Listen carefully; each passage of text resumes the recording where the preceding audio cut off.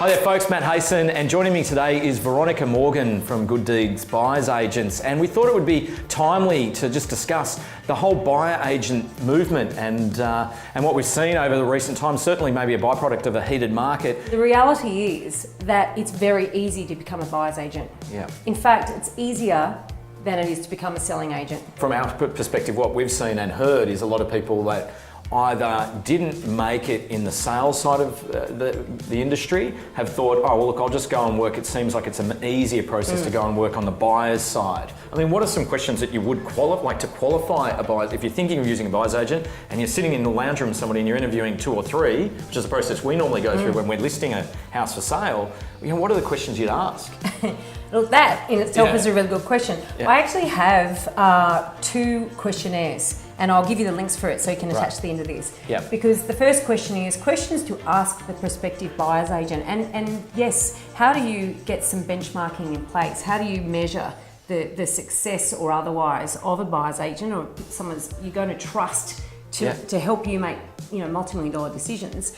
And secondly, I absolutely wholeheartedly encourage anybody considering using a buyer's agent to reference check the buyer's agent. Call their clients. Yeah. And it's a bit tricky because, of course, if you ask somebody, oh, look, give me some names of some past clients, well, you're likely to get all the favourable ones, favourite ones. No, give me a list of everything that you've bought in the last 6 months and then pick out some and just go, I want to call that person, that person, that person. See how willing they are, first of all, to give you those details, and obviously they need to check with their client.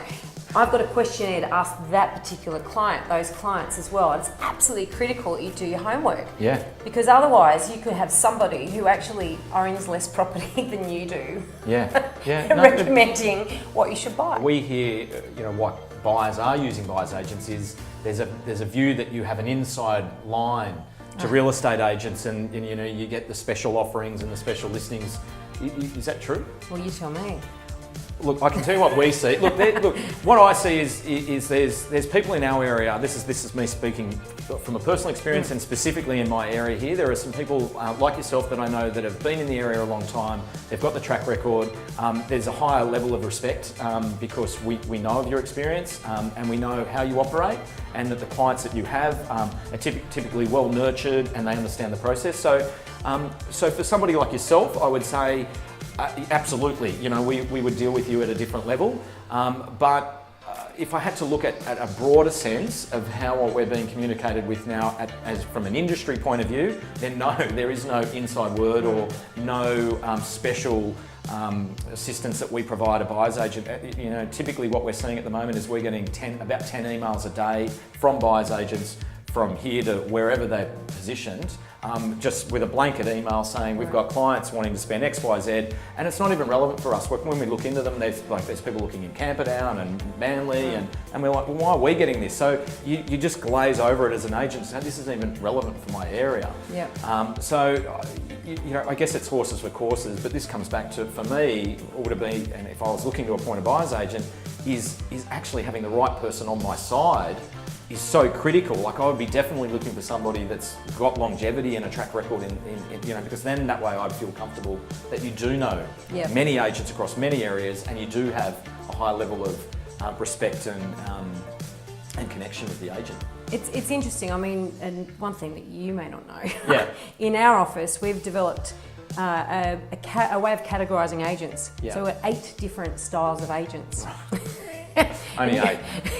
Only 8. Yeah. And there's ways that you need to negotiate with different types of agents. And so obviously, we can work out pretty quickly the type of agent that we're dealing with, even if we've never met them before. Now, obviously, that's something that might need to come around to you dealing with buyer's agents to try to categorise buyer's agents and work out how to deal with different ones. What do you see inexperienced buyer's agents doing that just makes you scratch your head? Well, inexperienced buyer's agents, for us, they make a lot of errors and things like that. They don't listen. So as an agency, we try to be transparent and upfront and give guidance as best we can. So whether or not it's yourself as a buyer's agent or a typical buyer, but quite often we see an inexperienced buyer's agent, they haven't prepared their client correctly. They may be, they've given them pretty poor advice around pricing and instructions around how to operate with a sale guide or leading up to an auction. So we see, offers come through that really don't put their client in favour with the seller. They don't listen to the advice that we're providing them. They try to kind of go, really run the show their way, which in a heated market, it's pretty difficult to do. So, and times we've said to the buyer's agents, look, you're not doing your client any favours. You're actually not listening to the instructions that we're providing you, and you're actually doing your client a disservice by kind of going down this own path, which is, I'm a bull at a gate, I'll get this property for you, we'll run it our way, and we'll be heavy hitting and hard. And quite frankly, a lot of sellers kind of turn off and shy away from that. Yeah.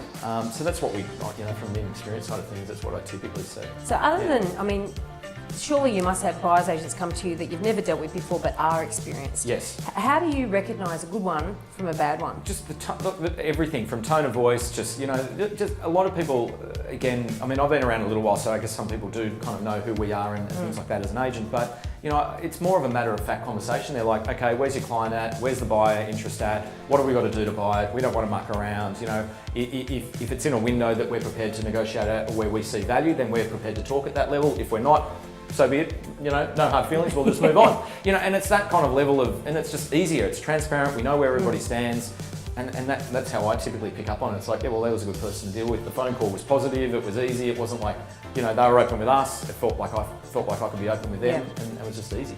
How do you think a buyer has an advantage if they have a buyer's agent, a good buyer's agent? A good buyer's agent? Look, I would see the advantages in, look, there's a high degree of emotion, I guess, in buying a home. This is an answer around a question at the same time. Is in your research, I guess there's people that also they don't mind paying a bit extra because it suits them. There's that always that emotional. There's attachment. I look like we love this house. There's a value attached to that, which is outside of any analysis that you can tend to do. So from what I've seen from an industry, from a sales side of things, is the buyer's agent market has gone a bit wild, and I see that it's gone with certain companies, it's more of a bums on seat mentality rather than real value add.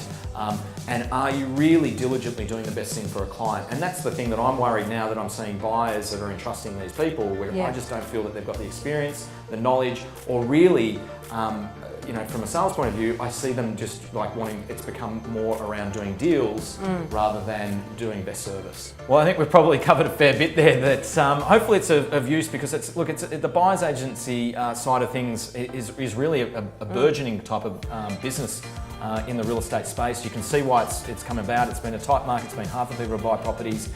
There's definitely a place, but from my viewpoint, like if you're selecting a person to sell your home, you've just got to pick that right person. And I would say it's an 80-20 rule in your industry. I'd say 20% are very good, and 80% from what I'm seeing are probably pretty inexperienced. Oh, that's pretty hard actually, because I was hoping it was a bit better than that. Well, I'm almost saying it's probably 80-20 from the sales side as well, to be honest. Probably.